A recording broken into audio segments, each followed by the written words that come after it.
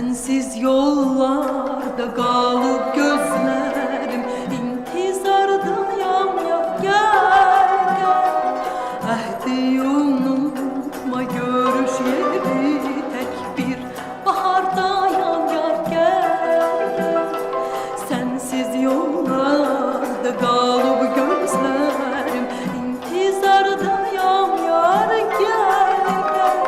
Ahdi unutma görüş yeri tek bir bahardayam yar gel. Vefadarım benim, ilk baharım benim, eşkinde görmüşem saadetimi. Menden dönsen eğer ayın güneşin söyle, gönül verdiğim garu mehabbetimi.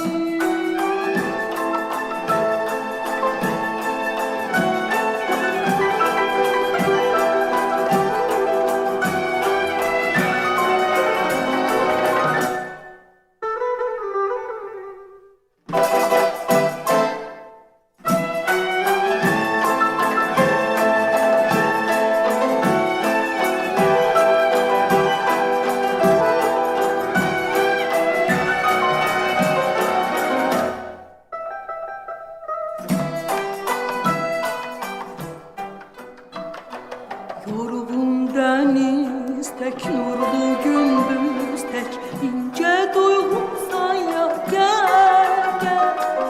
Benim hayatım, benim ümidim, şirin yuhumsan ya gel gel. Yorgun deniz tek, nurlu gündüz tek, ince duygumsan yar gel gel. Benim hayatım, benim ümidim, şirin yuhumsan yar gel. Vefadarım benim, ilk baharım benim, eşkinde görmüşem saadetimi. Menden dönsen eğer ayın güneşin söyle, gönül verdiğim garu mehabbetimi.